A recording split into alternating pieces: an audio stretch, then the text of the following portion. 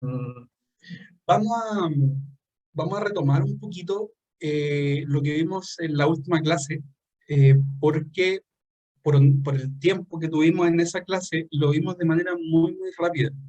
Y la verdad es que creo que es algo muy relevante en realidad hablar de la parte específica de equipos del bombeo solar, que deberíamos repasarlo. ¿Ya? Así que vamos a hacer un repaso bien rapidito de lo que creo son las partes más relevantes de eso, por si acaso sale algo que no haya alcanzado a comentarles la semana pasada. Y partimos por lo de hoy día, en unos minutos más, que tiene que ver con la parte ya de operación, de instalación, de operación y de mantenimiento de los sistemas. Una vez que ya entendemos cómo son estos sistemas, ¿cierto? Ya hablar de cómo se instalan, también un poquito de la normativa que lo rige, y de cómo mantenerlo, que es probablemente lo que mucho más le interesa, ¿cierto? Así que vamos a partir repasando un poquito lo que vimos el otro día. Marcelo, tengo bloqueada la opción de compartir pantalla. No puedo compartir. Ahí sí, profesor. Ahí está Ahora sí, listo. ahora sí, perfecto. Muchísimas gracias. Ya, no sé si están viendo, supongo que sí es la presentación de la clase pasada, ¿cierto? Que partimos hablando de los sistemas off-grid, ¿cierto? Los sistemas desconectados de la red que funcionaban con batería. Hablamos de los sistemas on-grid que trabajan conectados a la red. Después hablamos ahí un poquito de los sistemas híbridos. Y por último, llegamos al bombeo solar con un poquito de tiempo ajustado. Entonces, hay unas cosas que les mencioné, pero que me gustaría recalcarlas, ¿ya? Para que se vayan interiorizando más y entendiendo un poquito más, ¿ya? Se entiende, ¿cierto?, por bombeo solar a sistemas en los cuales trabajamos de manera aislada, a pesar de que hay equipos que nos permiten también conectarnos a la red, pero vamos a comentar de ahí. Entendemos por bombeo solar a sistemas que trabajan de manera aislada y totalmente dedicada, perdón, al tema del bombeo, ¿cierto? Al bombeo de agua en este caso en específico. Entonces tengo una planta fotovoltaica, tengo una serie de paneles fotovoltaicos, que lo que están haciendo es generar energía de manera directa a la bomba. No le puedo poner adicional una ampolleta porque quiero iluminar la cercanía del pozo, porque en realidad los voltajes de trabajo lo impiden y los equipos también lo impiden, porque en realidad son equipos cerrados y son sistemas bastante cerrados, ¿ya? Entonces, el modelo original, ¿cierto? Que les comentaba, era este en el cual tenemos un panel, tenemos una bomba, probablemente un controlador, y a medida que va pasando la energía a la bomba, vamos bombeando de manera directa, con el consecuente posible problema, ¿cierto? Que nos obliga a regar en las horas de máxima radiación, ¿cierto? Y la solución a eso, la otra alternativa, había una opción con baterías que no es recomendable netamente por un tema de costo y por confiabilidad del sistema y por durabilidad del sistema. La opción que probablemente más se hace es el hecho de bombear a un acumulador, ¿cierto? Y utilizar este acumulador como si fuera nuestra batería. En este caso es una batería que estamos usando en altura, ¿cierto? Es una batería cinética. Entonces estamos lanzando el agua desde nuestro pozo a esta parte alta y luego podríamos eventualmente cargar por gravedad o quizá vamos a necesitar otra bomba, pero probablemente va a ser más pequeña porque no va a requerir elevar toda esta distancia que elevamos primero con los paneles, ¿cierto? Entonces, este probablemente es el esquema más utilizado o bien este esquema sin baterías. Eh, Ahora, teníamos las dos opciones, ¿cierto? Bomba sumergible y de superficie. La diferencia estaba netamente por nuestro contexto. La sumergible, ¿cierto? Siempre que tenga un pozo profundo y si necesito sacar desde un acumulador, una superficie es suficiente. De hecho, les comentaba un caso en el cual las bombas sumergibles eh, no son buenas para cuando no se trata de un pozo, porque la bomba sumergible requiere refrigerarse por, por el flujo de agua que está pasando por el costado del motor. Entonces, si yo esta bomba la pongo en un estanque muy grande, puede recalentarse el motor y generar daño en el motor o en la parte hidráulica de la bomba, ¿ya? Hablamos de la bomba centrífuga, la bomba de tornillo, pero acá creo que es donde está lo más importante que me gustaría dejar en claro, ¿ya? existen motores en corriente continua, que son estos, y los motores en corriente alterna. ¿Ya? Aparentemente pueden verse muy similares, a lo mejor las carcasas son las mismas, pero internamente trabajan de manera diferente. El motor de corriente continua puede regularse en base a su voltaje. ¿Ya? Si yo le modifico el voltaje, si le bajo el voltaje a un motor de corriente continua, va a seguir trabajando, pero a menos revoluciones. El motor de corriente alterna no funciona así. El motor de corriente alterna, si yo le bajo, le quito parte del voltaje, el motor simplemente no va a funcionar, ¿ya? Se va a apagar. Desde un cierto voltaje hacia abajo, ya no va a funcionar. ¿Se entiende? Entonces, ¿cuál es la disyuntiva? Que los paneles fotovoltaicos generan una variación de voltaje. Y generan una variación de voltaje porque la fuente de energía es variable. O sea, la radiación solar, como lo veíamos en la segunda clase, la radiación solar es variable. Para efectos de cálculo, a lo mejor podemos eh, cuantificarla como si fuera estable, pero la radiación solar es variable. Entonces, necesitamos que el motor se adapte a eso y que eventualmente, si hay bajo nivel de radiación, la bomba pueda seguir funcionando a menos revoluciones. Y es por eso que para usar los motores de corriente alterna se necesita otro aparato, que son los conocidos variadores de frecuencia. ¿Por qué? Porque los motores de corriente alterna se pueden hacer variar sus revoluciones en base a la frecuencia. ¿Se acuerdan que cuando les hablaba de la corriente alterna era una especie de onda, ¿cierto?, que ondulaba 50 veces por segundo, los 50 Hz?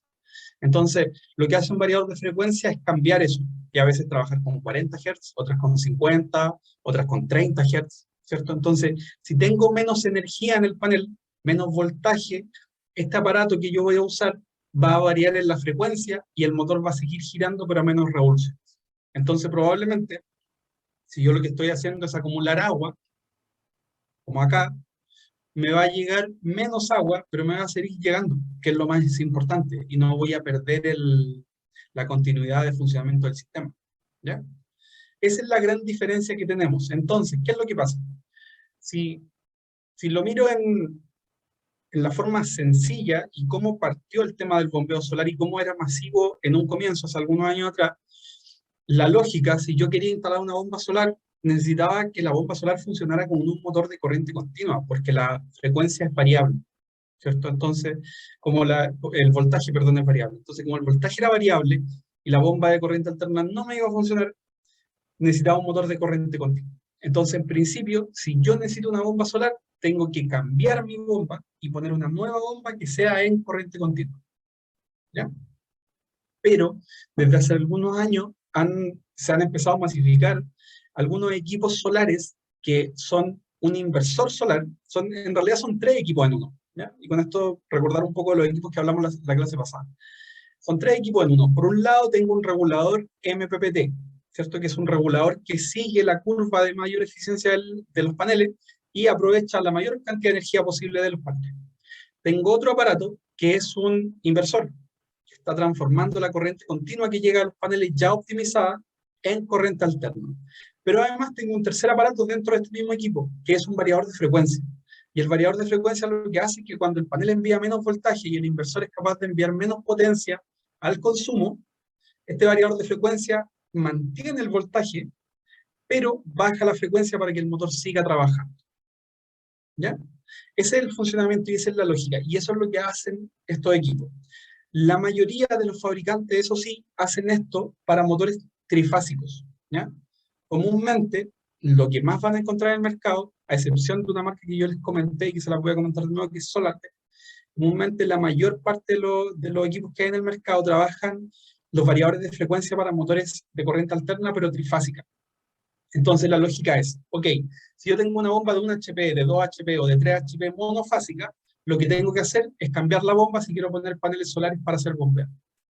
Ahora, si yo tengo una bomba de 3, 4, 5, 10, 20 HP trifásica, yo no cambio la bomba, sino que simplemente le pongo un variador de frecuencia a la bomba existente.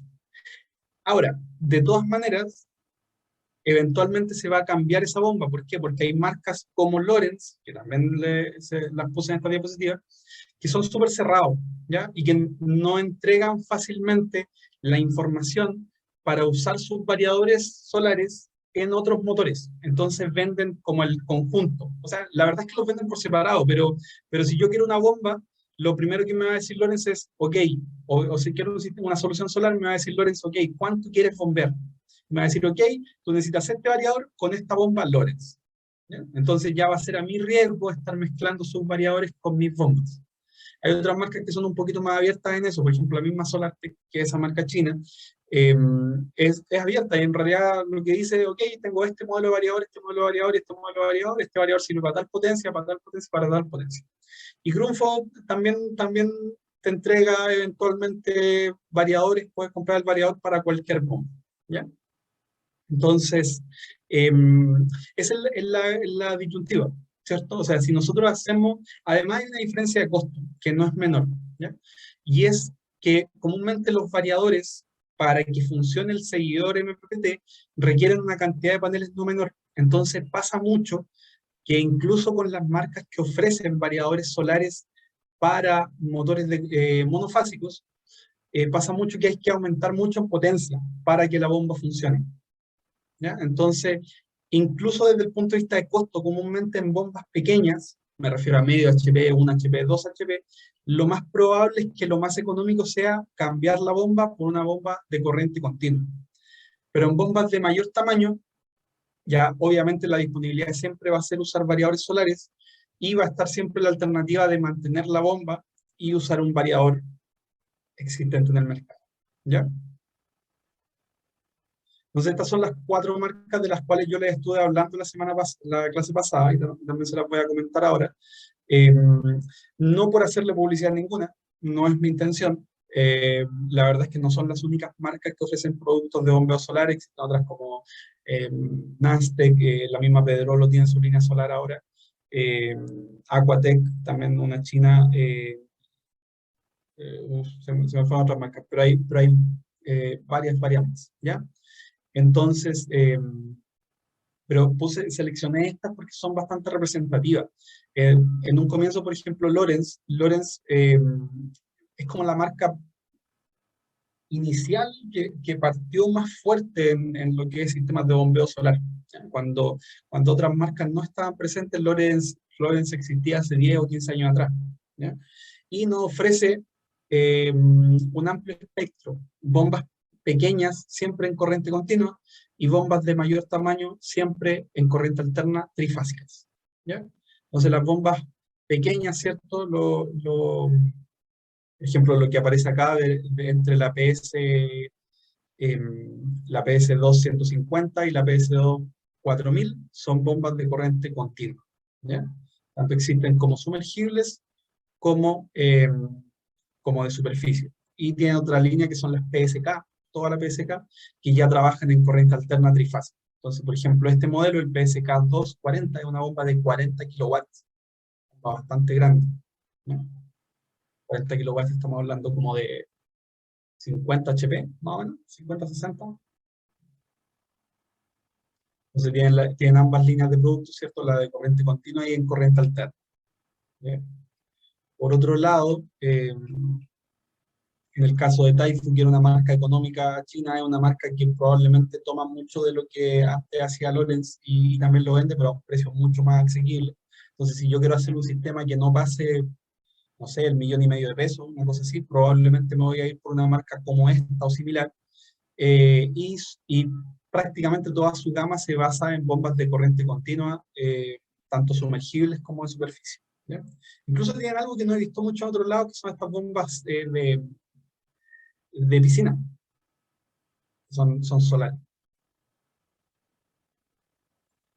Otra marca que yo les comentaba es Grundfos. Grundfos también es una marca europea, ¿cierto? Y que, ¿por qué la diferencia de Lorenz? Por una tecnología interesante que tienen, en el cual no requieren trabajar con una central de control, ¿ya? La Lorenz y la Taifu que les mostré antes, los componentes son, tengo los paneles, tengo un aparato que es una central de control, que la central de control lo que hace es básicamente, literalmente, controlar la energía que me llega a los paneles y llevarla a la bomba. En el caso de las bombas Grundfos, eso está incorporado en la bomba. La propia bomba tiene un rectificador que transforma la corriente alterna en continua y la continua la deja pasar al motor. ¿Ya? Entonces, tiene un espectro de trabajo espectacular. estas bombas, hay unos modelos de Grundfos, de hecho, los modelos de corriente continua de Grundfos solamente tienen un modelo de motor, que es un motor de 1800 watts.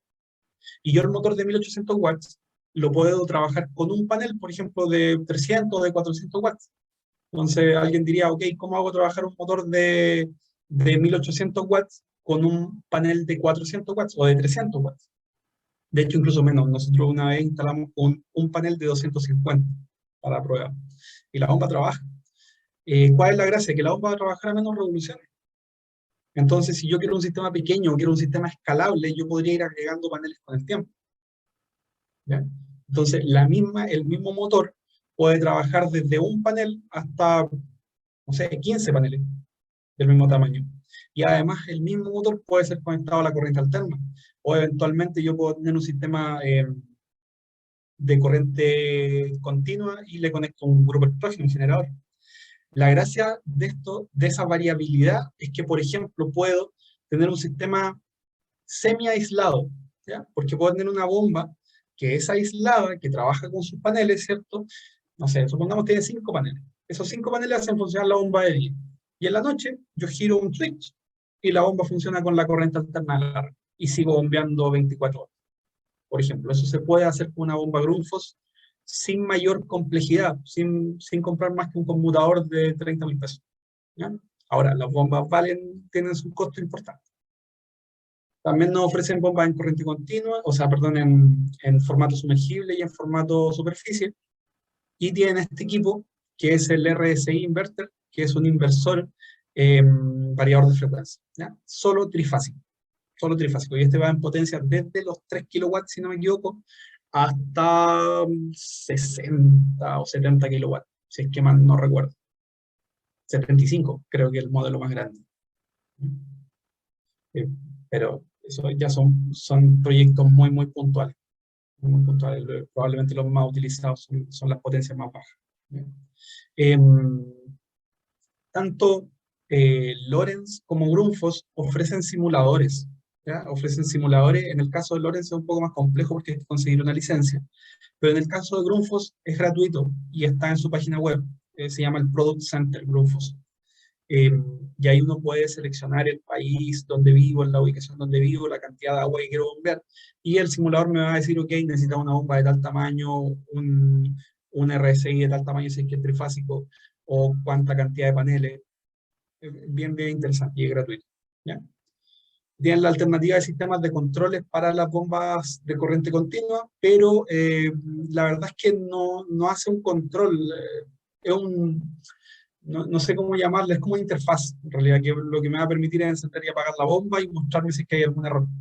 No más que eso, porque no hace una conversión de energía dentro de él. Gastan las curvas, ¿cierto? Que no vamos a alcanzar a entrar en ello. Y todo el espectro que ofrece Grundfos, desde poner un grupo de un generador eólico, por ejemplo, también funciona. También están preparados para ello. Y lo último que les comentaba en esta presentación es lo que tiene que ver con SolarTech, que es una marca de bombeo solar también china, que están dedicados principalmente a lo que son variadores. ¿Ya? Ellos ofrecen un amplio espectro de inversores variadores, y además tienen el beneficio de ofrecer inversores variadores para bombas monofásicas, ¿ya? Que es como este que está aquí a la izquierda. Son equipos relativamente económicos, o son económicos, o sea, yo a lo mejor puedo hacer un sistema para una bomba de 1 o 2 HP que no supere los 2 millones de pesos. Entonces, por ese lado son interesantes. ¿Ya? En este caso, al igual que en Typhoon, no existe algún software que nos permita calcular los automáticos, ya hay que entrar a hacer el cálculo manual de cuántos paneles requiero y no es menor eso, no se puede no se puede quitarle mérito. ¿Ya? Por ejemplo, si yo quiero elegir cuántos paneles requiero, debo calcular acá los rangos de voltaje, entonces debo ver los voltajes BMP que vimos en la segunda clase, ¿cierto? Ver si es que pongo 5 paneles en serie, estoy dentro de esos rangos. ¿Ya? Y además debo pensar si es que hay aumentos de voltaje por frío o bajas de voltaje por exceso de calor. Entonces, igual no es tan sencillo seleccionar un equipo de estos. Siempre les recomiendo que se hagan asesorar al momento si es que quieren adquirir un equipo así, porque hay que tener la seguridad de que va a ser suficiente el campo fotovoltaico, o no necesariamente suficiente, sino que va a ser el adecuado. Eso es lo real, en realidad, que va a ser el adecuado. ¿Ya? Eso, no sé si tienen algún comentario o consulta sobre esto en específico, que vamos a pasar a la parte de operación y mantenimiento.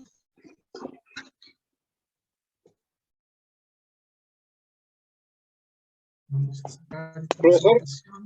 ¿Sí? alguna bomba recomendable? A ver, yo tengo 3 bombas sumergibles. El problema Ya. es el agua. El agua, o sea, se tapan de sarro, o sea, y las bombas vienen con un salta un térmico y paran de funcionar. Y hay que sacar la Pero bomba, limpiarla. es sarro literalmente, calcio. Es sarro, es un compuesto amarillo, pero he probado en varias partes de distintas maneras y no le puedo pillar el tema cómo eliminar eso. O sea, y eso me está produciendo que las bombas no tiren, se tapan, uno las destapa, tiene que limpiarlas y ahí siguen trabajando, pero ya van perdiendo la capacidad Lo que pasa es que, a ver, yo le pregunto si es sarro en específico, porque a lo que se le llama sarro son lo que se conoce un poquito más técnico como incrustación calcárea, que es calcio que se deposita y se pega. Eso es lo que comúnmente es sarro. Y el sarro tiene que ser mucho para que se pegue en componentes fríos, porque comúnmente el sarro se deposita cuando hay calor. Así que si es sarro realmente, si es incrustación calcárea, de verdad es mucha la que tiene su pozo. Ahora, ¿cómo solucionarlo? Es complejo porque todos los tratamientos contra incrustación calcárea, que por lo menos yo he visto, yo no soy especialista en agua, pero por lo menos lo que yo he visto, requieren una impulsión previa porque son filtros. Entonces es un poco difícil poner un filtro adentro de un pozo, ¿cierto? Y ahí el sarro se trata de dos maneras. Una es el ablandamiento del agua, que en realidad es una inyección de sales. No es sal como tal, pero tiene sodio, no sé cuál es el concepto exacto. El agua queda horrible para tomar, no sirve para tomarla, pero la gracia es que al inyectar estas sales se disuelve el calcio que va adentro y por ende no hay sal. Y la otra opción es el polifosfato, que el polifosfato lo que hace son como unas bolitas, que a veces las venden, nosotros de hecho a veces las utilizamos para los colectores solares térmicos, porque ahí hay mucho problema de desarrollo en los calzos, en las calderas. El polifosfato lo que hace son como unas bolitas, que no sé, a lo mejor las han visto y las venden también para la lavadora. Es como un depósito por el que pasa el agua y hay unas bolitas. Eh, el polifosfato lo que hace es que le genera como una especie de encapsulamiento al sarro, al calcio, y no permite que el calcio precipite. O sea, si el agua pasa, va a seguir teniendo sarro, pero el sarro no se va a pegar en los bordes, sino que el sarro pasa. El problema del fosfato, que para efectos de calefacción o de agua caliente no es problema, pero yo creo que para usted puede ser un problema, es que no es tóxico ni nada por el estilo. De hecho, todo lo contrario, es un nutriente muy poderoso. Entonces, eventualmente puede generar acumulación de algas. Cuando hay mucho polifosfato en una tubería de desagüe, por ejemplo, se pueden generar algas y se puede tapar incluso la tubería porque es un muy buen alimento para las algas.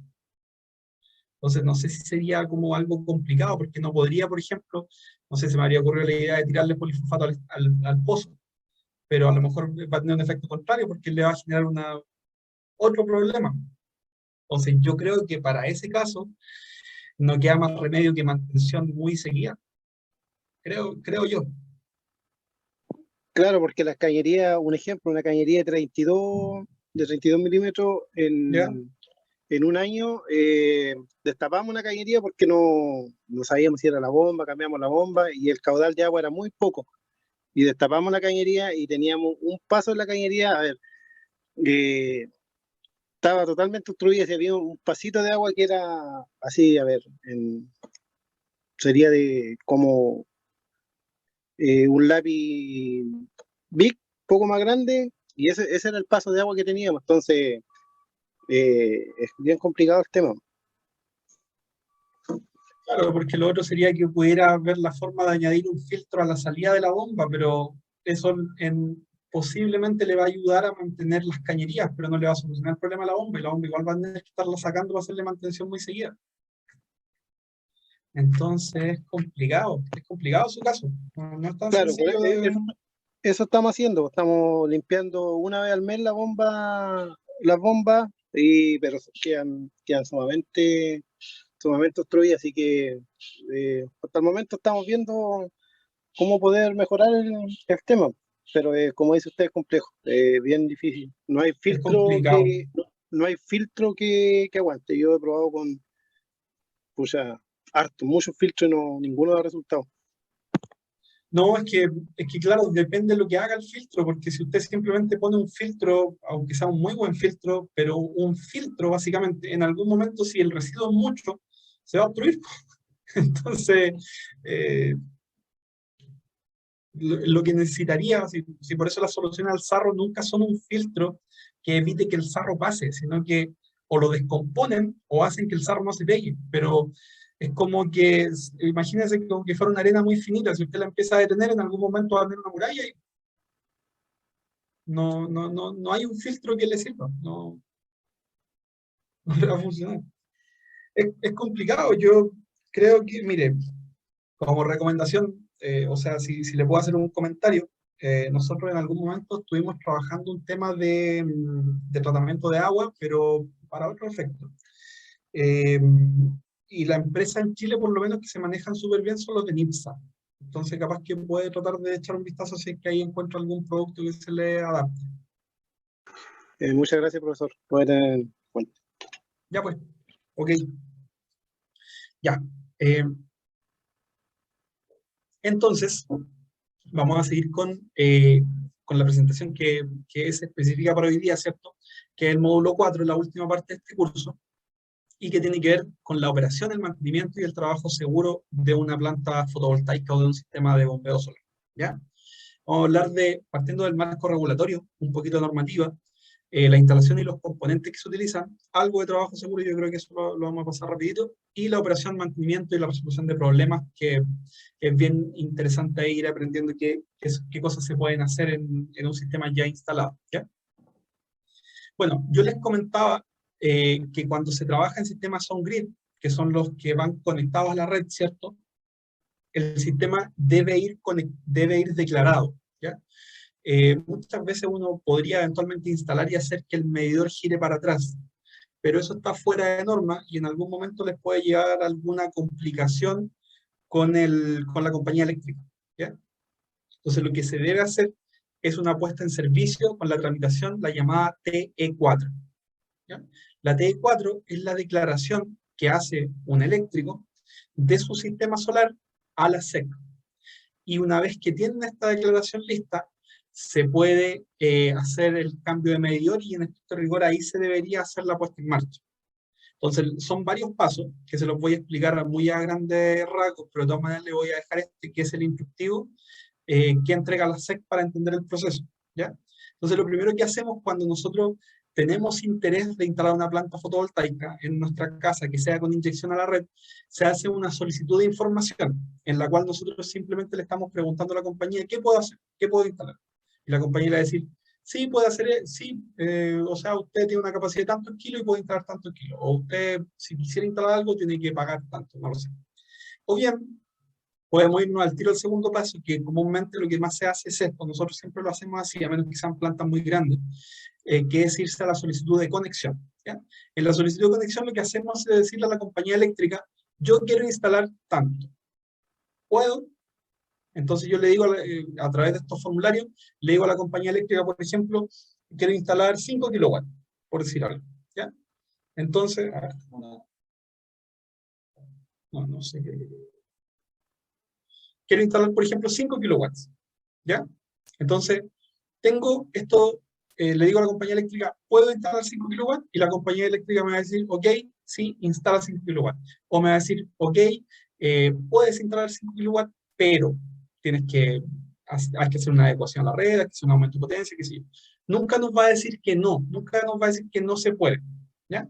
Pero si es que se debe hacer una adecuación, nos lo va a informar en ese momento. Hay un par de conceptos interesantes acá, que es la capacidad instalada permitida, que es el tamaño de la instalación, por ejemplo, los 3 kilowatts que yo les digo, y la inyección de excedentes permitidas, que no necesariamente son los mismos. Si yo instalo un sistema de 3 kilowatts, la idea, o instalo un sistema monofásico, la idea es que sean lo mismo, o sea, yo instalo 3 kilowatts y la inyección de excedente es cuánta de esa energía yo puedo mandar a la red eventualmente. Y también yo diría la misma cantidad.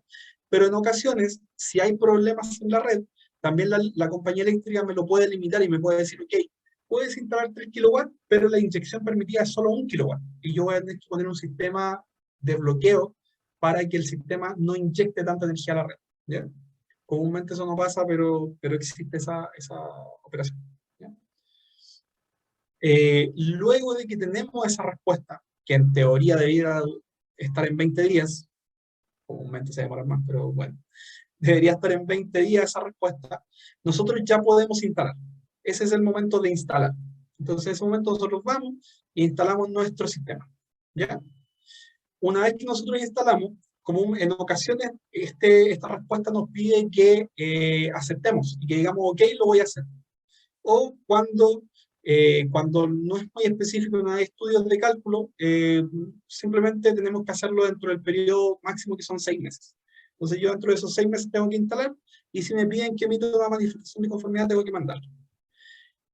Dentro de ese periodo de 6 meses debemos instalar y debemos declarar nuestro sistema. ¿Qué significa declararlo? Hay que hacer una serie de pasos, que es hacer un plano, hacer un informe fotográfico, hacer una prueba eléctrica del sistema, y en alguna ocasión hacer una memoria explicativa del sistema que yo instalé, y explicarle a los fiscalizadores de la SEC cómo es ese sistema, cómo funciona, verificar que los equipos estén certificados, ¿cierto? Los paneles estén certificados, que el cable que yo use es correcto, que la canalización es la correcta, que todo está bien hecho. Una vez que se haga eso, la SEC me va a decir, ok, tome, ahí está su certificado. O bien me va a decir, rechazado, tiene que hacer estos cambios para poder aceptar. Pero una vez que tenemos ya eso listo, la SEC nos va a entregar el certificado TE4. Que el certificado TE4, ¿para qué me sirve a mí? Yo con ese vuelvo a la compañía eléctrica, a través del portal, vuelvo a la compañía eléctrica y le digo, ahora quiero hacer mi puesta en servicio.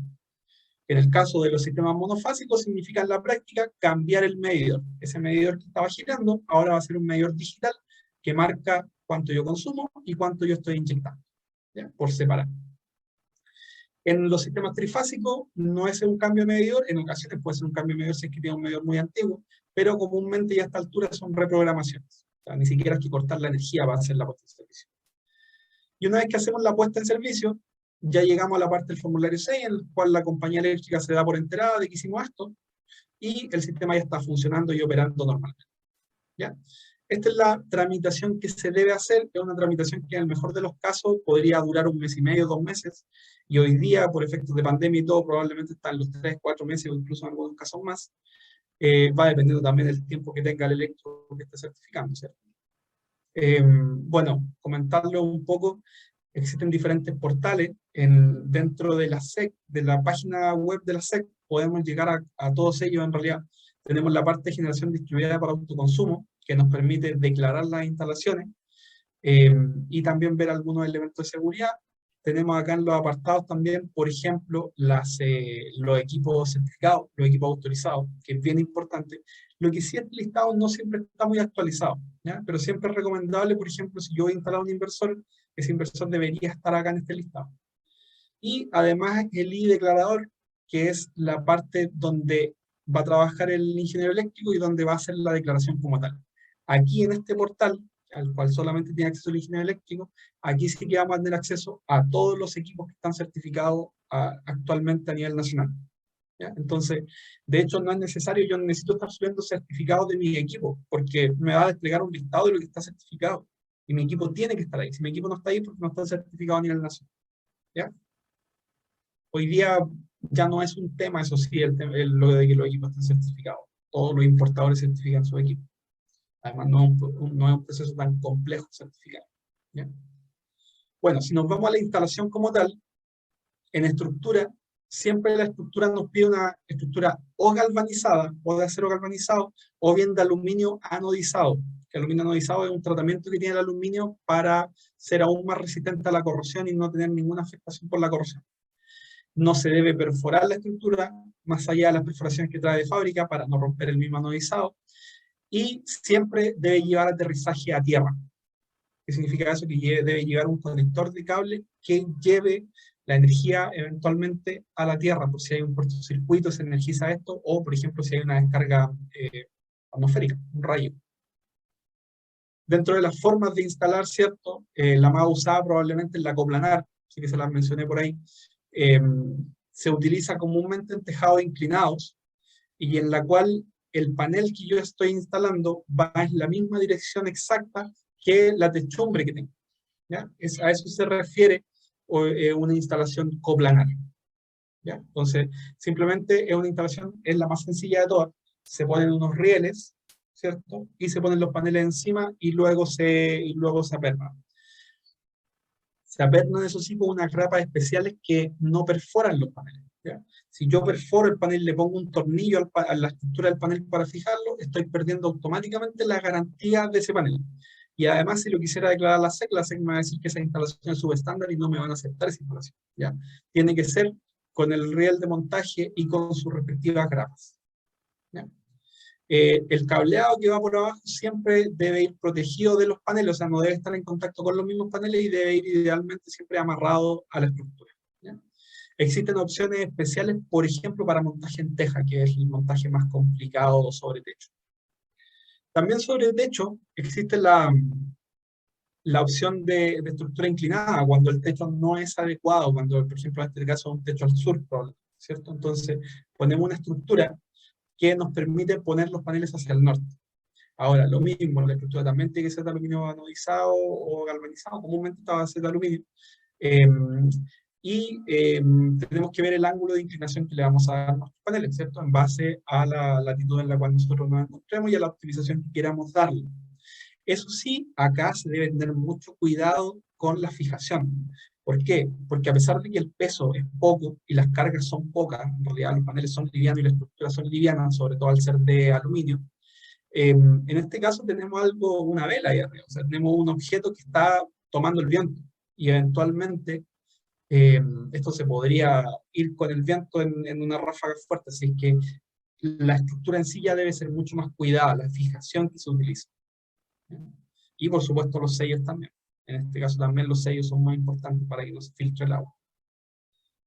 La otra opción ya son estructuras cuando queremos montar en tierra, ¿cierto? Son las estructuras a piso.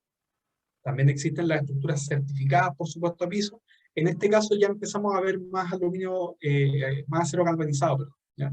Tenemos, yo creo que la mitad del mercado es acero galvanizado y la mitad del mercado es aluminio anodizado. Va a depender de nosotros cuál escojamos, ¿ya? Dependiendo el costo probablemente, y dependiendo del proveedor en realidad, porque en costo a veces son muy similares. En estética, la de aluminio comúnmente son un poquito más, y hago como comillas, un poquito más bonitas, y las galvanizadas son un poquito más resistentes, entonces va dependiendo ahí qué es lo que quiero priorizar. ¿Ya?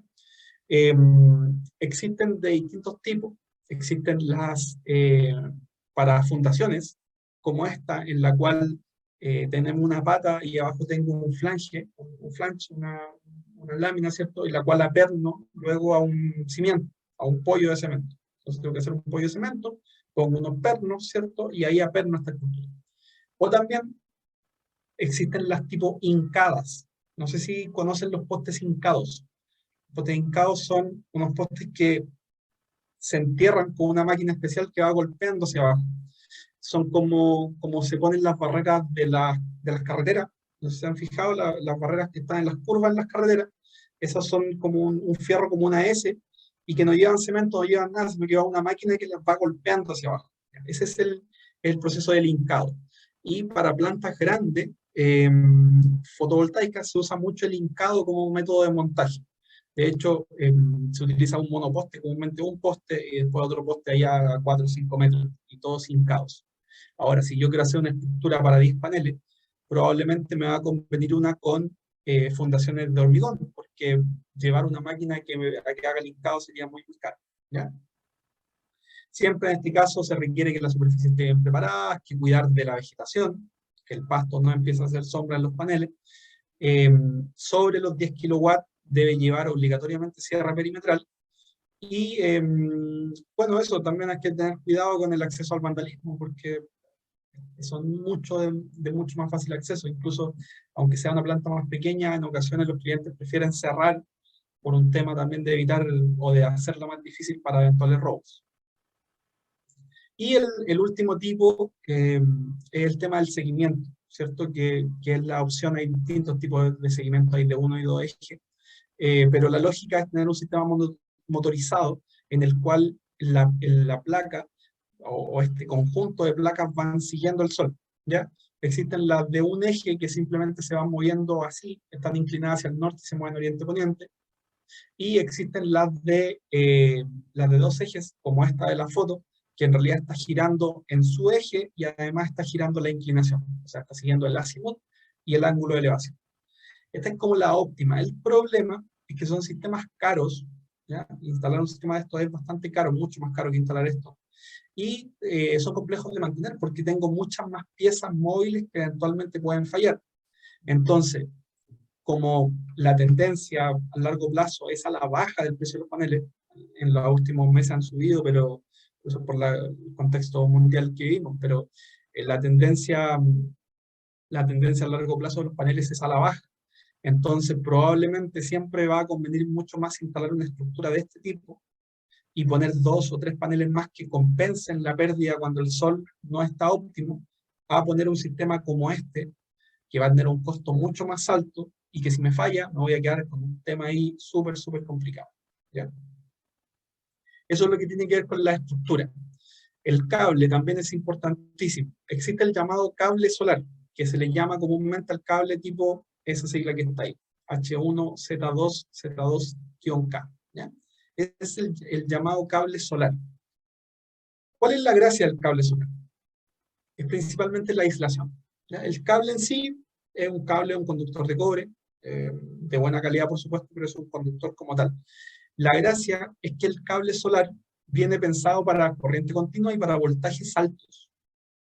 Por ejemplo, si yo voy y compro un cable cualquiera, ese cable cualquiera viene diseñado para trabajar a 220 volts en corriente alta. Entonces probablemente el cable me va a resistir 300 volts. La aislación, porque es la aislación la que debe resistir que el voltaje para no tener pérdidas de aislación, ¿cierto? Entonces, el conductor en sí es el mismo y depende de la corriente que voy a hacer pasar. El cable solar comúnmente parte en los 4 milímetros. Pero la aislación debe soportar el voltaje de trabajo, que muchas veces, y cada vez más, en plantas solares es más alto, ¿ya? A lo mejor si yo instalo un sistema en mi casa, voy a tener 200, 300 volts en corriente continua. Pero en un sistema de gran tamaño, comúnmente tengo 600, 700, 800 volts. Entonces, en principio, todo el cable solar venía certificado para 1000 volts. Y hoy día, incluso ya la mayoría del que se comercializa hoy día es cable que viene certificado para 1500 volts, ¿ya? Para trabajos de voltaje bien, bien elevados. Y además, la gracia es que el cable viene con una protección UV, ¿cierto? Entonces, que nos resiste la exposición a la intemperie. O sea, si es que yo instalo este cable en el techo y le llega el sol todo el día, el cable no se me va a quemar. Esa es la gracia, ¿ya? Ahora, según la norma chilena, tenemos que usar cable solar siempre, pero también según la norma chilena no podemos dejar el cable expuesto a la radiación, ¿ya? O sea, la norma chilena la verdad es que es bastante estricta en ese sentido. Entonces, por mucho que usemos un cable que es de muy buena calidad, igual no podemos dejarlo expuesto y debemos protegerlo con tubería metálica. Como conectores y derivaciones, el estándar son los llamados conectores MS4, que es este tipo de conectores que está acá, ¿ya? Hace algunos años era común ver que los paneles solares venían con una cajita atrás, y uno abría la cajita, le sacaba los tornillos, y había una reglera, entonces yo ahí ponía el cable, le apretaba los tornillos, y listo, así conectado. Bueno, el estándar hoy día es el MS4. Todos los paneles, perdón, vienen con un pequeño chicote, con un pequeño cable de 1 metro, una cosa así, que nos permite conectar de manera rápida un panel con otro. Y vienen pensados, de hecho, para la conexión en serie, porque el conector es el mismo. Entonces, el conector, el macho, que es el positivo, y el hembra, que es el negativo, yo los conecto y uno o dos paneles en serie. Ahora, si quiero hacer conexiones en paralelo, por ejemplo, puedo usar derivaciones de este tipo, ¿ya? Para instalaciones pequeñas. Se pueden utilizar derivaciones de este tipo. No se recomienda el hecho de ir a cortar el cable y hacer la unión de manera manual, ¿ya?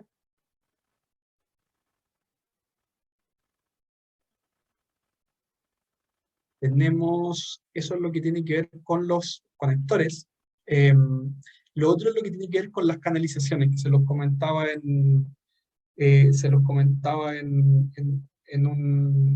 hace un ratito. Lo que nos pide la normativa siempre es conexión es instalación de canalizaciones metálicas, ¿ya? Se acepta MT o galvanizado en caliente. Si es que MT debe ser sellado, siempre por ejemplo las cajas deben sellarse para que no se pase la humedad. También se autoriza el uso de flexibles metálicos, ¿ya? Entonces, todo el canalizado del cable que se utilice debe ser a través de este tipo de canalizados, ¿ya? Debe estar protegido de la intemperie también. Eso sí, donde la normativa nos exige más es en la protección de la corriente continua, ¿cierto? Por ejemplo, yo tengo un sistema de un litro, tengo paneles, tengo los cables de corriente continua, tengo el inversor y ahí tengo los cables de corriente alterna. Donde la norma es muy exigente es en la corriente continua, que se suele ver como más peligrosa, ¿cierto? Porque en ocasiones trabajamos en voltaje muy alto. Entonces, es ahí donde debo protegerla con canalización metálica. Eso sí, si es que yo quisiera usar canalización plástica, por ejemplo, a lo mejor quiero embutir una tubería y para eso se utiliza más el conduit plástico, ¿cierto? En ese caso, debo usar siempre los cables de manera separada. O sea, yo conecto una serie de paneles y le pongo una cañería de estas metálicas, paso los dos cables por ahí dentro.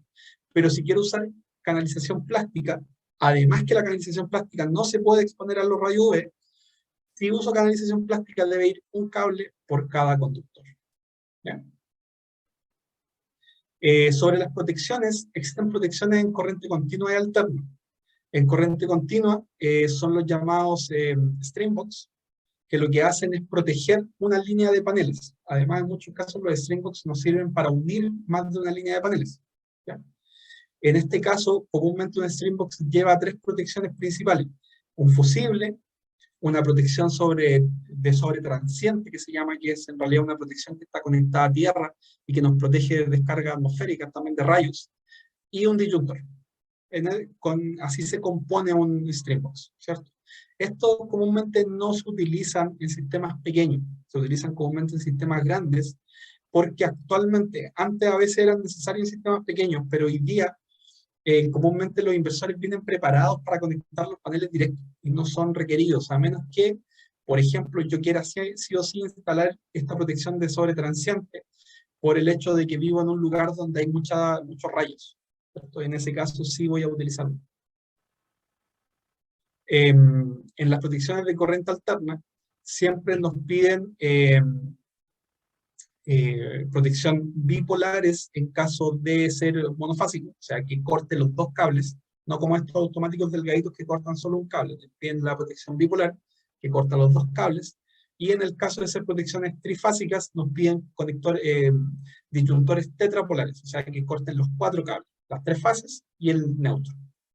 Y además nos pide que incluyamos un diferencial de tipo inmunizado, un superinmunizado, un clase A, que lo que hace el clase A es un diferencial mucho más sensible que los diferenciales comunes, y además es capaz de detectar los flujos de corriente continua. Entonces, si hay una falla en el inversor y se está pasando la corriente continua a la alterna, este aparato lo va a detectar y se va a caer, ¿ya?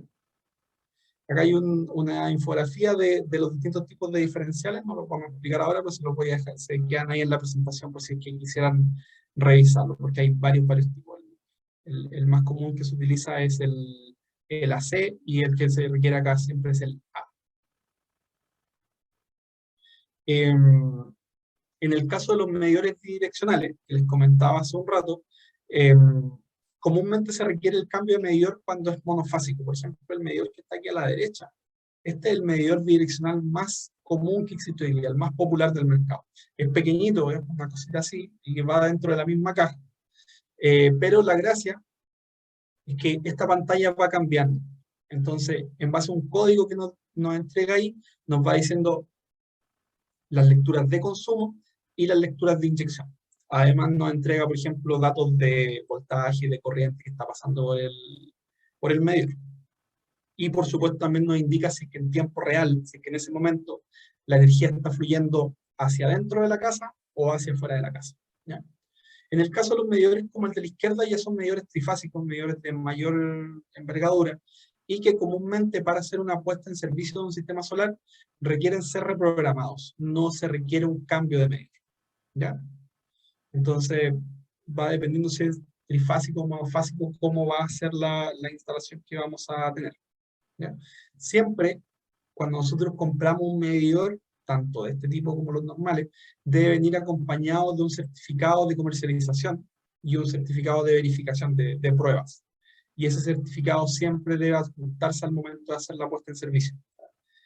Bueno, podemos pedirle a la compañía que pongan ellos el medidor, pero lo importante se hace que el instalador eléctrico pone el medidor, ¿ya? O sea, la compañía eléctrica hace el cambio, pero el medidor lo entrega el instalador eléctrico y así queda de propiedad del cliente. También existe en la norma mucha especificación en cuanto a las señaléticas que deben llevar las instalaciones fotovoltaicas. Los paneles deben llevar una señalización que nos dice ahí precaución, peligro en los conectores cuando están abiertos, ¿cierto? Que hay energía. Si hubiera un conector desconectado, hay energía en ellos. Todos los paneles por todo el alrededor deben llevar esa señalética. Van señaléticas de mayor tamaño también que nos dicen una señalética de entrada, que es esta. O sea, en todo sistema debe haber una señalética de a lo menos 10 por 20 centímetros, que nos indica también los mismos peligros eléctricos. En las cajas también deben ir señaléticas a medida de la caja.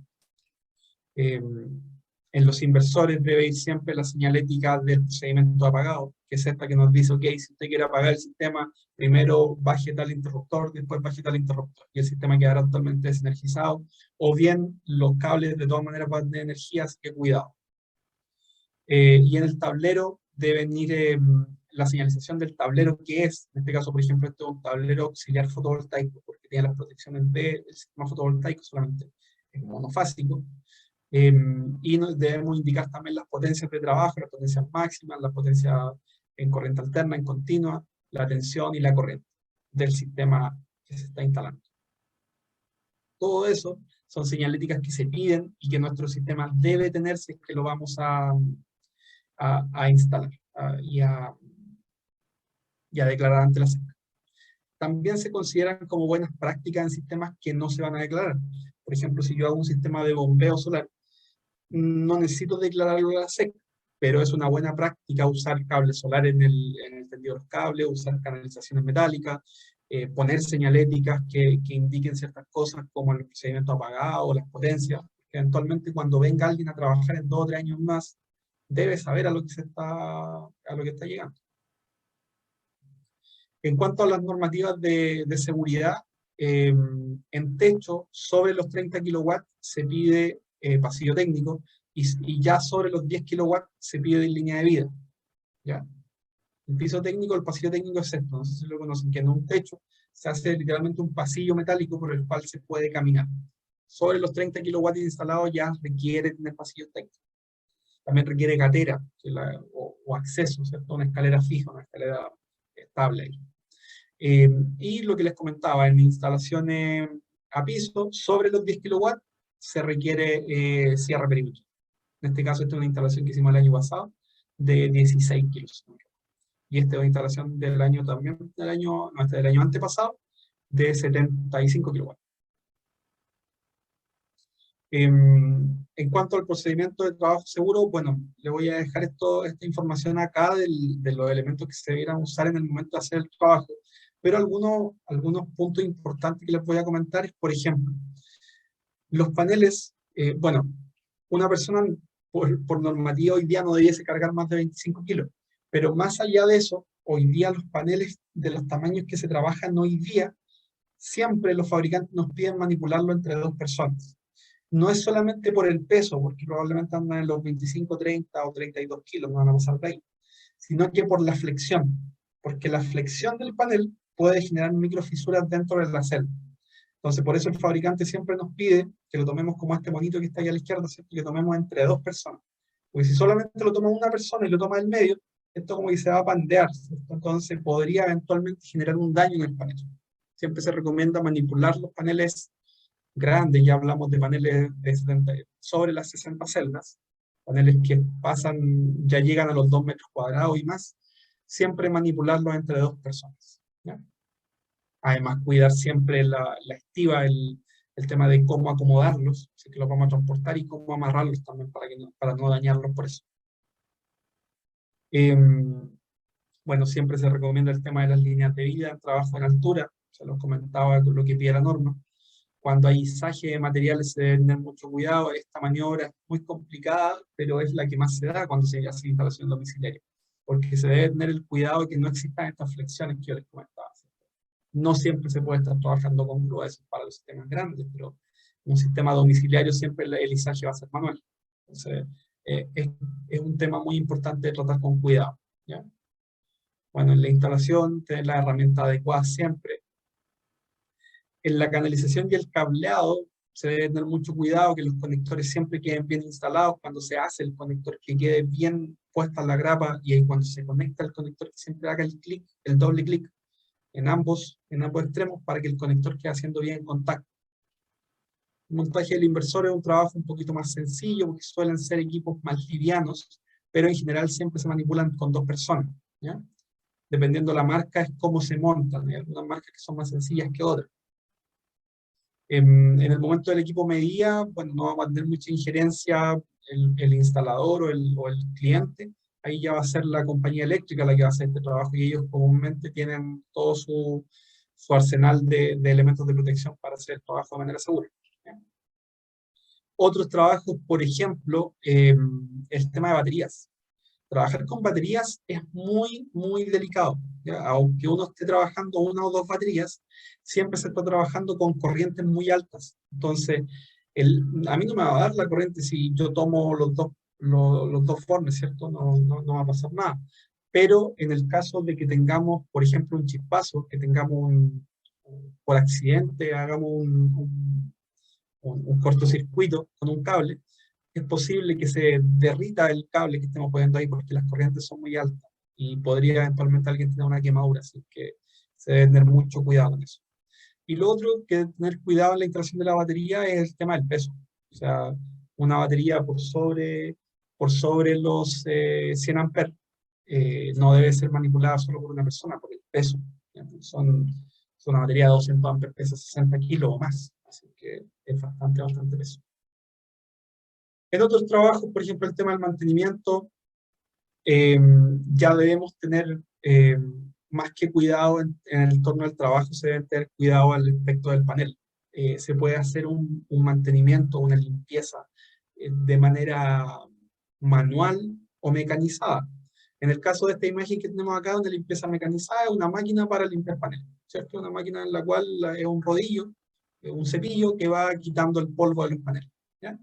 Este tipo de equipos son súper buenos y súper rápidos para el momento de quitar el polvo, para aumentar la eficiencia del sistema, ¿cierto? Pero no ofrecen muy buena resolución para el problema de sombra más frecuente y más difícil de tratar, que es las sombras puntuales, ¿cierto? Cuando algún ave por ahí, algún pájaro nos quiso dejar su recuerdo, ese tipo de suciedades son las más complejas en los paneles. ¿Por qué? Porque, por ejemplo, si yo tengo los paneles cubiertos con polvo, como está acá en el lado izquierdo, el panel con polvo, básicamente, con un polvo homogéneo, me va a reducir el rendimiento del panel y listo. O sea, estos paneles que están acá, que están limpios, probablemente producen un 20% más de energía que estos que están sucios. Así de drástico es. Entonces yo al limpiarlos voy a obtener más energía. ¿Qué pasa? Si yo tengo una sombra puntual como esta, me va a estar haciendo que esa celda genere menos. ¿Por qué? Porque esa celda genera menos tensión, tiene menos voltaje, tiene menos diferencia de potencial. Pero, si ustedes se acuerdan, en la primera clase yo les hablaba que todos estos conceptos, el voltaje, la potencia y la corriente, son siempre proporcionales entre sí. Entonces, si yo tengo menos tensión, tengo más corriente. Se genera un punto de corriente muy alto ahí, y la corriente, cuando no puede circular, se transforma en calor. Entonces esto se transforma en un punto caliente, y es una celda que tarde o temprano se puede dañar, ¿ya? Entonces, y el problema es que como las celdas están en serie, si una de estas celdas se daña, va a dañar a todo el resto de las celdas, ¿cierto? ¿Por qué? Porque la energía de estas otras celdas se está disipando como calor en esa celda, en la celda sombreada, y se va a generar este punto caliente. Entonces, así como deben tener mucho cuidado de limpiar los paneles para que los paneles generen más, deben tener aún más cuidado de que no hayan sombras permanentes en ellos, ¿ya? De limpiar esto apenas lo vean. Ahora, si hay ahí una caca de pájaro, discúlpenme la expresión, pero si hay una caca de pájaro por una semana, al panel no le va a pasar nada. Pero si está por un año, le aseguro que el panel va a tener un deterioro importante. Entonces, debe limpiarse. Lo otro son las llamadas sombras permanentes, que también generan, bueno, sombras permanentes a mayor escala, que también generan un daño interno en el panel, que es desbalance, que pueden dañar toda una serie de celdas, que es, por ejemplo, cuando hay acumulación de nieve, ¿ya? O que eventualmente puede pasar cuando el polvo, con una mezcla entre mucho polvo y mucho rocío en las noches, comúnmente en la parte baja de los paneles se acumula mucho polvo y en la parte alta no. Eso también genera un desbalance dentro de los paneles y se deben ir limpiando, ¿ya? Yo creo que no es muy atingente a este curso, pero se los comento igual, cuando existe casos como este, en el que hay acumulaciones, que sabemos que van a haber acumulaciones, como en este caso, como en la nieve, siempre conviene poner los paneles de manera horizontal y no de vertical. ¿Por qué? Porque los paneles más grandes, sobre las 36 celdas, tienen más de una serie de celdas dentro de ellos. Los de 60, por ejemplo, tienen 3 celdas, o sea, tienen 3 series o 2 series. Y las series van en este sentido. Voy a hacer un dibujo acá. Entonces, todas estas celdas, no sé si se va viendo ahí, están unidas y son una serie. Y estas otras celdas están unidas y son otra serie, ¿ya? Entonces, ¿qué pasa? Si acá hay suciedad y se obstruye esto, se van a obstruir el panel completo. Versus que este panel que está en horizontal tiene una serie de celdas así y una serie de celdas así. Entonces, cuando hay acumulación, solamente se obstruye un lado del panel y el otro lado sigue funcionando, ¿ya? Eso es debido a los diodos de bypass, a una instalación que llevan dentro de los paneles y que permite aislarlos de esa manera. Ahora, acciones a realizar en caso de hacer mantenimiento a los paneles. Siempre hacerle inspección visual a la estructura soportante, ver que los paneles estén firmes, se mantengan firmes. Solo inspección visual a distancia, si se puede tener acceso, verlos de cerca y limpiarlos, ojalá con agua y con algo suave, un baño con una esponja suave, ¿ya?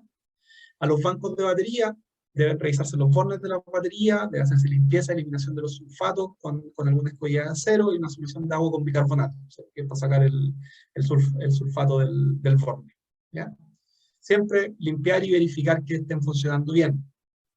Los reguladores de voltaje, en el caso de tener un regulador separado, inspecciones, básicamente revisar si es que hay alguna programación, que la programación esté, y en caso de permitirle al sistema hacer una revisión también de historial, súper bueno. El cableado, inspecciones visuales, identificar posibles daños en el cable, ¿cierto? Fallas de aislación, si es que hay algún cable que se ha dañado la aislación, aunque el cable esté funcionando, si hay un daño en la aislación, debe cambiarse. Si algún ratón se comió la aislación, ¿qué pasa? Tenía una foto, debería haberla puesto acá. Si que hay óxido, si hay sulfato en los cables, también debe limpiarse o reemplazarse el cable, ¿ya? Y en general, revisar el sistema completo, verificar si el sistema solar en su conjunto esté operando adecuadamente, ¿cierto? O sea, revisar la verificación de funcionamiento. O sea, si tengo un sistema que normalmente debe mover una bomba, debo verificar que esté funcionando, ¿cierto? ¿Qué no hacer? Primero, ojalá al momento de limpiar no usar agua calcárea.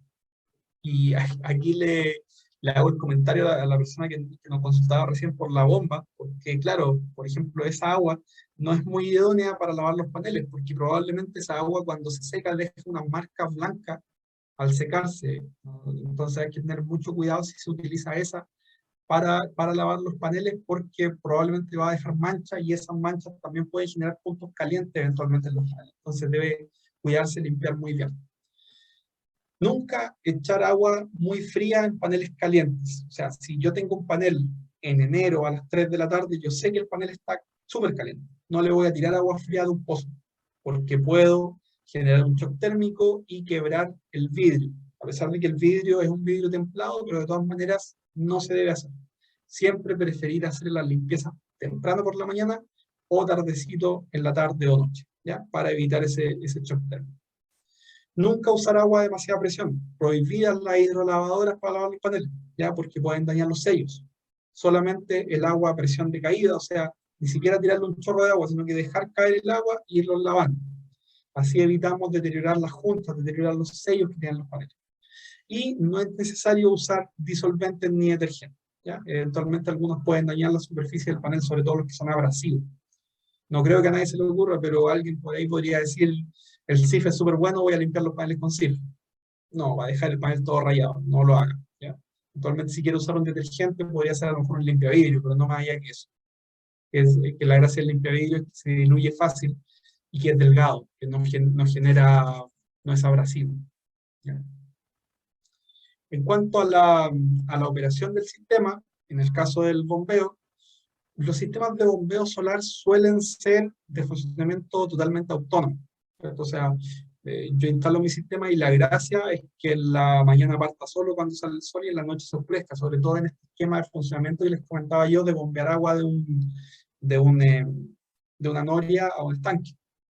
Va a ser totalmente automático. Probablemente lo que vamos a revisar son programaciones, si es que el equipo lo permite, y revisiones de parámetros, si es que también el equipo lo permite. En lo que es pruebas de funcionamiento, aquí entramos ya en cosas un poquito más específicas. Podemos revisar diferentes parámetros. Podemos revisar tensión, ver el voltaje del sistema y podemos revisar corriente, ¿ya? Y eso podemos hacerlo en el panel, podemos hacerlo en las baterías si existe y en el regulador de carga si es que existe, ¿ya? Ojo con la revisión de tensión en los paneles, porque recuerden que los paneles tienen dos niveles de tensión. Tienen la tensión regulada en el punto de máxima potencia y variable en caso de que lo regulemos a otra tensión. Y tenemos también la tensión en circuito abierto, ¿cierto? Entonces, no son iguales y si queremos comprobar que nuestro panel está generando el nivel de tensión, debemos tener claro lo que estamos midiendo. Si yo estoy midiendo el panel con los dos conectores así abiertos, ¿cierto? Estoy midiendo corriente, o sea, voltaje en circuito abierto, no el voltaje regular. Ahora, ¿cómo hacemos la medición? Bueno, con un multímetro, ¿ya? O el llamado conocido multitester o simplemente tester, ¿ya? Existen de distintos tipos, existen los análogos de aguja, como el que está aquí a la izquierda, que ya están un poco extintos, cuesta un poco encontrarlo.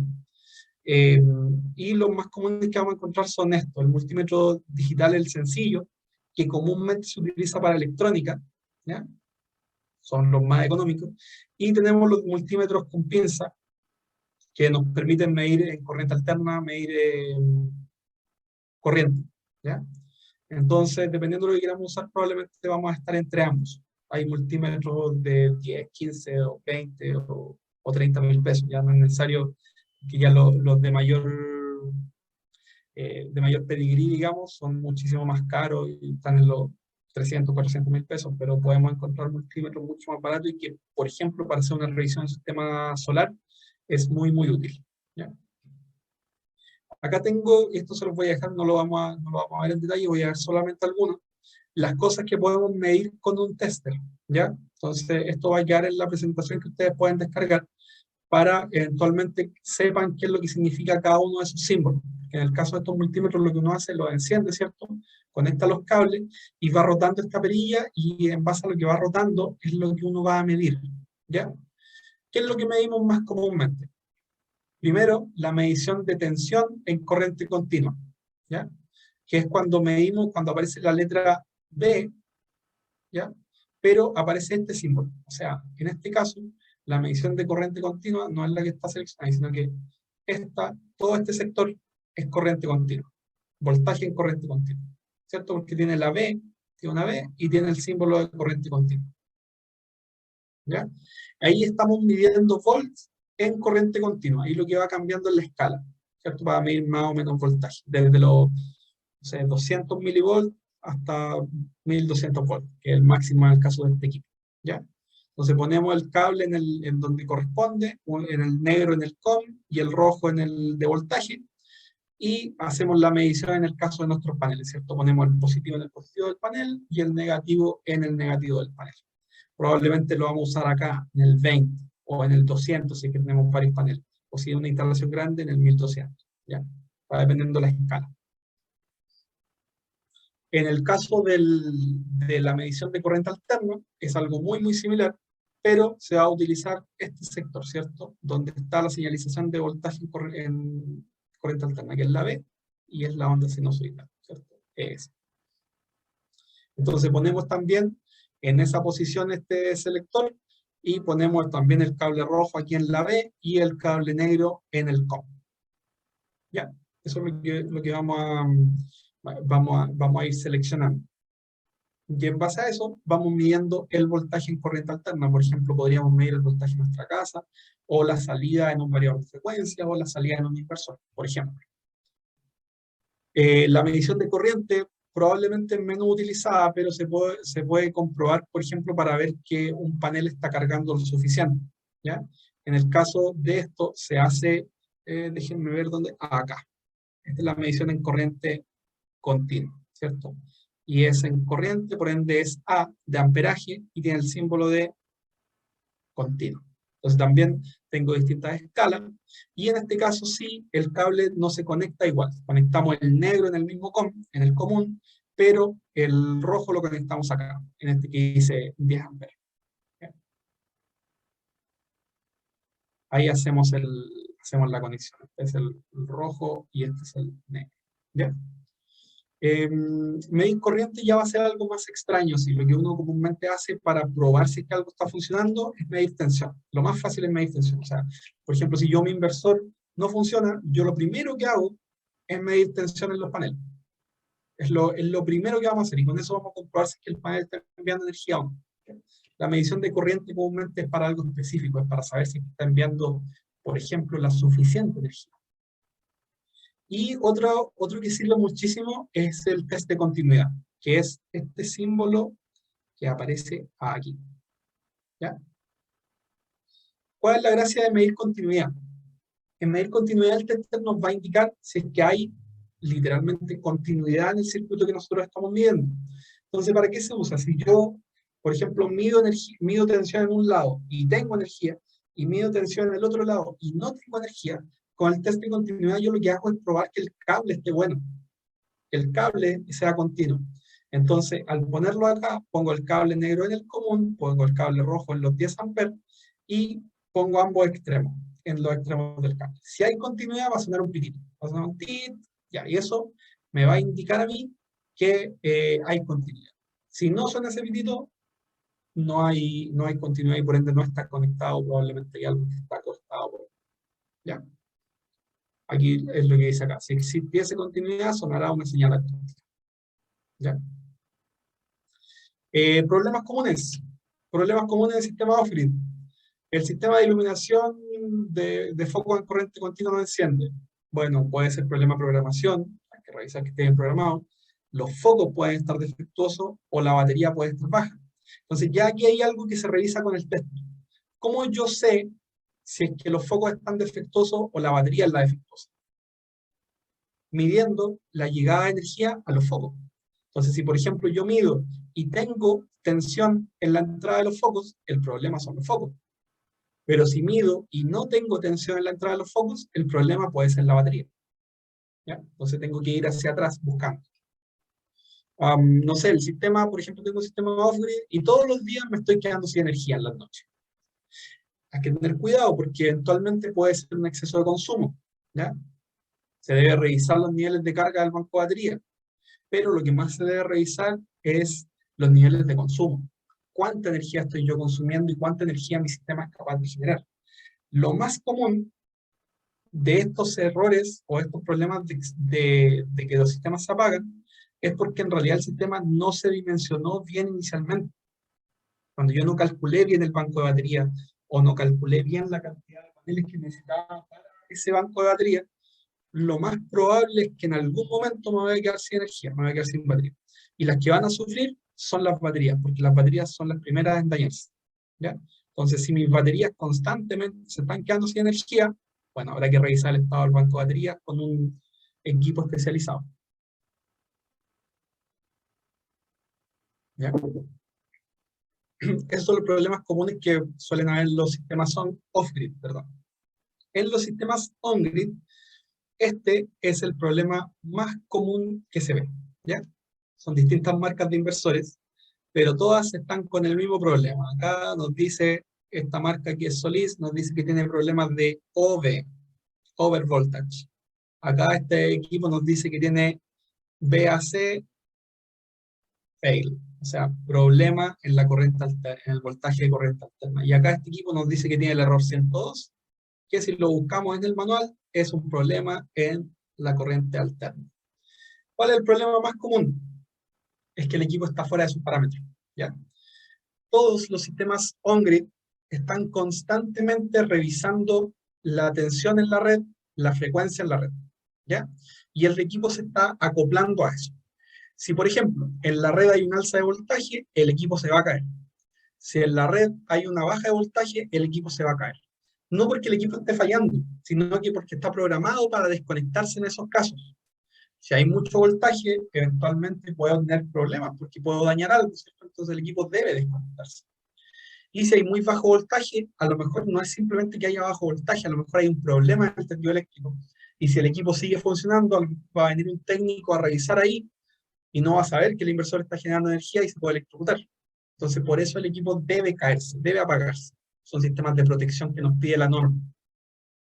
Además, lo que pasa mucho es que en ocasiones también nos quedamos sin corriente alterna, ¿ya? En algunos casos, por ejemplo, en el caso de este equipo en específico, esta señalética sirve para ambas cosas, para decirnos o el sobrevoltaje o bajo voltaje, como también la inexistencia de voltaje, ¿ya? ¿Qué pasa cuando, por ejemplo, se corta el suministro eléctrico?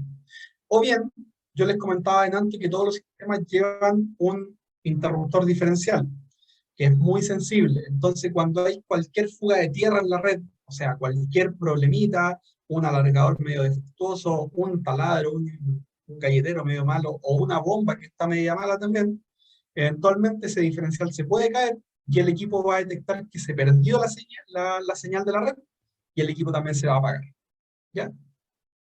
En esta diapositiva tengo los parámetros, ¿ya? Estos son los parámetros de la red en Chile para la conexión y la desconexión de los equipos, ¿ya? Tanto en bajo voltaje, 172 volts, en alto voltaje por corto periodo, 253 volts, en alto voltaje pero por tiempo largo, por 10 minutos, 242 volts. Y la frecuencia, 47.5 Hz y 51.5 Hz. Esos son los límites de corte, ¿ya? Las condiciones de reconexión no son exactamente las mismas. Por ejemplo, para reconectar en bajo voltaje son 187 volts. Entonces, ¿qué pasa? Hay muchos lugares donde eventualmente hay bajo voltaje en algunos horarios, cuando, no sé, todos encienden sus bombas, y bueno, hay 170 volts y el equipo se va a apagar. O bien, muchas veces, para evitar eso, las compañías eléctricas suben los taps, que se llama, que es la configuración que tienen los transformadores, y le aumentan el voltaje a la red, y en ocasiones, cuando como la compañía eléctrica le subió el voltaje, y todos apagaron o sea, todos encendieron sus bombas y en algún momento las apagaron, el voltaje sube, y el equipo se cae por sobrevoltaje. El más común es el de los 10 minutos, porque eventualmente si tengo 243 volts durante 10 minutos, el equipo se va a apagar. Y no se va a volver a encender hasta que tenga un promedio más bajo en los últimos 10 minutos. Entonces, no es menor esto. Es algo que pasa constantemente, sobre todo en los sectores rurales. ¿Ya? Hay muchas ocasiones en los sectores rurales que las redes son inestables y hay caídas por sobre bajo voltaje. Y es complejo porque no es un problema del equipo. El procedimiento para resolverlo es, tristemente, es reclamar a la compañía eléctrica y que la compañía eléctrica venga y haga la corrección de los parámetros. Lo que muchas veces se termina haciendo es sacar los parámetros del equipo y cambiarlos. En ocasiones también hay que hacerlo, porque si yo veo que la compañía eléctrica no tiene la capacidad técnica de solucionarlo, o no tiene la voluntad de solucionarlo, no sé, en un plazo un plazo razonable, o sea, si me van a tener esperando 2 años, lo más probable es que el cliente me diga, oye, modifica esto y hagamos lo que funcione. De hecho, a mí me ha pasado que la compañía eléctrica nos diga, ¿sabe qué? Es súper complicado que regulemos el voltaje aquí, ¿usted no puede hacer que el inversor igual funcione? Ahí empieza el tema de sacar los equipos de norma. Problemas con sistemas on-grid, aparte del que ya les comentaba, bueno, inversor bloqueado, la falla de tierra es una falla común, hay, más que falla de tierra, hay una falla de aislación. No es una falla recurrente, pero puede existir, que es cuando hay una falla en los paneles o en el cableado de los paneles y hay un aterrizaje de la energía a tierra. Entonces el inversor detecta eso y se bloquea. La desconexión de la red, que ya se las comenté, ¿cierto? Los problemas de baja producción. El cliente nos dice, ok, está generando poco. Bueno, partamos revisando los paneles, revisando que los paneles no estén sucios, que los paneles no estén con sombreamiento. De ahí partimos, y una vez que verificamos que lo que el equipo está generando es acorde a un cálculo inicial que hicimos, perfecto. Ahí revisamos otros factores como la red inestable, lo que estábamos hablando recién, ¿cierto? Que es básicamente revisar los niveles de tensión, revisar los niveles de frecuencia que existen en la red, y ver el historial también, porque hoy día la mayoría de los inversores nos permite hacer monitoreo. Entonces nosotros podemos, tanto de manera local como de manera por internet, poder revisar, ok, a ver, cómo funcionó los últimos 5 días, cómo funcionó el último mes, se cayó el inversor en algún momento, se desconectó de la red, todo eso deberíamos poder revisarlo en el historial del equipo. En cuanto a lo que es el bombeo solar, bueno, la falla probablemente más evidente que podríamos tener es que tengo un bajo caudal en el agua, ¿cierto? También debo ir a lo mismo, a la parte eléctrica del sistema.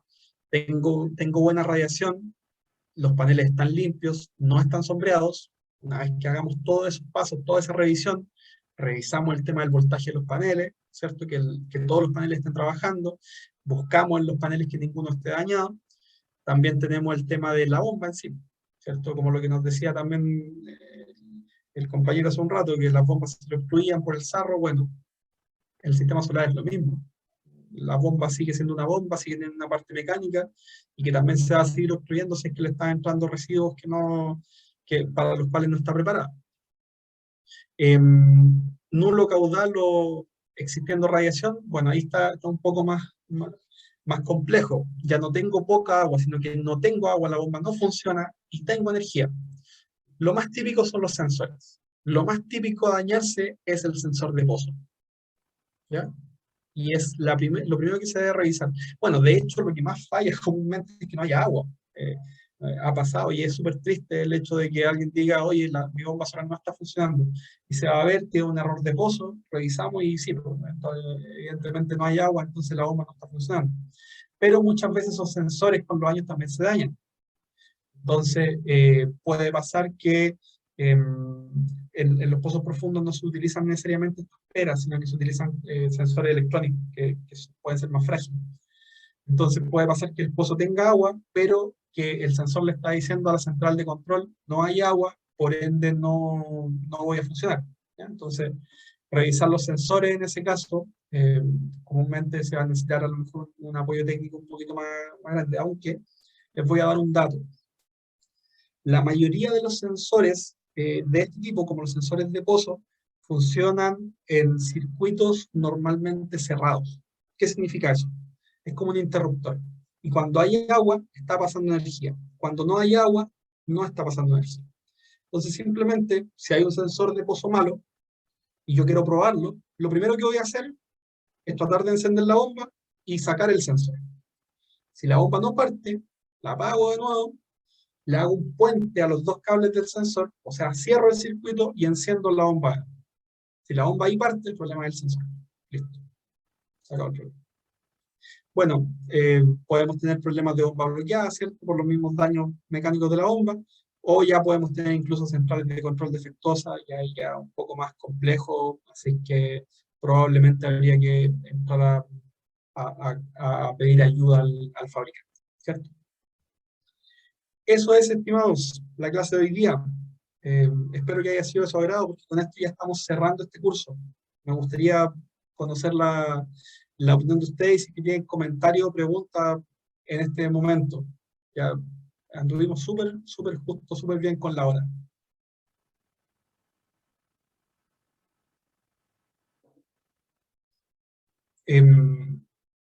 Yo le recomendaría, si alguien quiere incursionar en el tema de saber el funcionamiento de su panel, el hecho, por ejemplo, de tener un tester, tener un multitester. Probablemente en YouTube van a encontrar mucho material de cómo manejarlo, ¿ya? Se debe hacer con mucho cuidado, por supuesto, para no dañar nada, pero es una herramienta básica, la verdad, para poder entender algo, ¿ya? Ahora, también los sistemas tanto de bombeo, grid, que comúnmente se venden hoy, comúnmente cuentan con una interfaz. Así que cuando hay alguna falla, a no desesperar. Si veo una luz roja, no desesperar, porque comúnmente va a haber un mensajito. Y eso es lo que yo necesito informar a la persona que me vendió el sistema. Ustedes le compraron a un instalador, le compraron a una empresa que les vino a hacer la ejecución del sistema. Lo más importante, si la bomba no le funciona o el sistema solar no le funciona, envíen esa información, porque ahí a lo mejor ustedes no la van a poder interpretar, pero la persona que hizo el diseño del sistema va a saber inmediatamente, ok, el problema que tiene es este, y se soluciona de tal manera. Lo puede solucionar usted así, así, así, o bien tengo que ir yo a solucionarlo, ¿ya? Eso, no sé si tiene algún comentario, alguna duda. Tenemos varias personas conectadas hoy día, ¿no? Estuvo mejor la asistencia. ¿Estás por ahí, Marcelo? No sé si tenemos algo más que comentar para cerrar el curso. Profesor, estamos acá, al pie del cañón. Perfecto, perfecto. Bien. Algunas recomendaciones. Bueno, como saben, hoy día terminamos el proceso. Hoy día se cierra la plataforma, como yo les indiqué al principio de la clase. Vamos a ver la opción de poder dejarla abierta una semanita más. Señora Lisa, dígame. Está levantando la manito ahí que necesita. Verdad. Active su micrófono nomás. Ahí está. Hola, buenas tardes. Buenas tardes. No, yo más que nada quisiera agradecer porque a mí me sirvió bastante en realidad. Yo actualmente tengo, hace aproximadamente desde julio, instalado un sistema similar. Tiene 8 paneles y actualmente lo estoy ocupando en un sistema de riego a goteo para una plantación de frutillas. Y muy bueno, inclusive hasta con los días nublados logro regar aproximadamente hasta las 7 de la tarde. Hasta el momento todavía me sirve, digamos, en la tarde. Perfecto, buenísimo. Y yo quería saber si este sistema de riego a mí también, porque yo, aparte de hago empastadas y las riego pero por aspersión, pero hay una parte que no alcanza el flujo del agua del canal, porque yo a esto lo tengo con otro sistema. El caudal del canal, digamos, ha bajado bastante. Bueno, en todos los sectores yo creo que está sucediendo esto por el rendimiento de las aguas y todo eso. Actualmente nosotros ocupamos, mi sector, digamos, lo que pertenece al Salto del Laja, retiramos agua del canal Laja, pero del canal La Mancha. Y no me da para regar la empastada. Este sistema de solar, ¿a mí me serviría para regar la empastada o no? Esa es mi gran pregunta. O sea, bueno, yo creo que usted tiene más esa respuesta que nosotros, porque usted debe saber mucho más claro que nosotros, o que a mí en este caso, cuántas horas usan la bomba al día, si es que le quedan algunas horas disponibles para regar otra cosa. Y más allá de eso, por ejemplo, si usted me dijo iba a hacer riego con aspersión, tendría que tener el cierto cuidado de que el caudal sea suficiente y que la presión sea suficiente para el riego por aspersión. Comúnmente Lo es que un pasa es poquito más que el goteo. ¿Ya? El goteo trabaja con 1,5 bares y ya trabaja, la presión son sobre los 2 bares. Entonces, capaz que necesitan saber datos específicos de su bomba, se lo puede consultar incluso a la persona que le hizo la ya, instalación, cuánta presión o cuánto caudal es capaz de dar la bomba, y en base a eso usted compra sus aspersores. O si es que ya tiene los aspersores, tiene que hacer el ejercicio a la inversa, saber cuánto es lo que necesitan sus aspersores y ver si es que la bomba es capaz de alimentarlo. ya. No, actualmente tengo aspersores que me riegan la empastada, pero como no alcanzo a regar, digamos, por completo, me queda como una media hectárea y algo más sin regar como yo quisiera.